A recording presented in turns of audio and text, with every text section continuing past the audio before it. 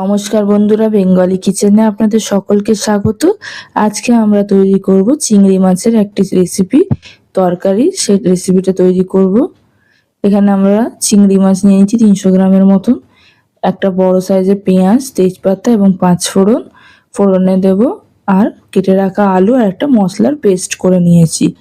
প্রথমে কড়াইতে একটুখানি সামান্য তেল দিয়ে চিংড়ি মাছটাকে নুন হলুদ মাখিয়ে ভালো মতন একটু ভেজে নেব।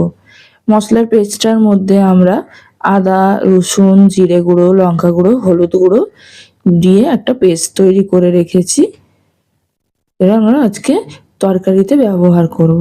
এটা খুবই গরমে হালকা পাতলা একটা ঝোলের রেসিপি। যারা খুব তেল মশলা খেতে চান না, গরমের দিনে একটি স্বাস্থ্যকর খাবার। চিংড়ি মাছগুলো ভেজে বার করে নিলাম, দিয়ে একটুখানি কড়াইতে আবার তেল দেব। ওই একই কড়াইতে তেল দিয়ে 2 চামচের মতন তেল দিলাম, দিয়ে 5 ফোড়নের ফোড়ন দিলাম এবং একটা তেজপাতা। ছোট আছে বলে আমি 2টো দিলাম, বড় থাকলে একটাই দেবেন। দিয়ে ভালো মতন একটু ফোড়নটা পুড়ে গেলে, ভাজা হয়ে গেলে কেটে রাখা পেঁয়াজটা দিয়ে ভালো মতন ভেজে নেব। একটু লাল করে ভাজা হয়ে গেলেই তারপর কেটে রাখা আলুগুলো দিয়ে দেব। এই এরম সাইজে আলুগুলোকে কেটে নিয়েছি। আলুটাকে একটু ভেজে নেব। এর মধ্যে এবারে দিয়ে দেব তৈরি করে রাখা মশলার পেস্টটা।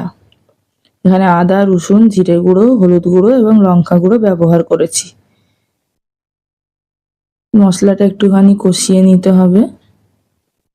সামান্য একটু লবণ এবং একটু জল দিয়ে ভালো মতন ঢাকা দিয়ে কিছুক্ষণ আলুটাকে সেদ্ধ করে নেব। কিছুক্ষণ পর 5 থেকে 10 মিনিট পর যখন আলুটা সেদ্ধ হয়ে যাবে, ভালো করে একবার দেখে নেব। ভেজে রাখা চিংড়ি মাছগুলো দিয়ে দিলাম, দিয়ে ভালো মতন আরেকটু কষিয়ে নিচ্ছি। তারপর পরিমাণ মতন জল দেব। এটা যেহেতু আমি একটু পাতলা ঝোল রাখবো, তাই জন্য জলটা একটু বেশি দিয়েছি। দিয়ে ঢাকা দিয়ে ফুটিয়ে নিতে হবে। ঢাকা দিয়ে আমার রেসিপিটি একেবারে তৈরি। এই চিংড়ি মাছের রেসিপিটি কেমন লাগলো অবশ্যই আপনারা জানাবেন এবং চ্যানেলটি একবার লাইক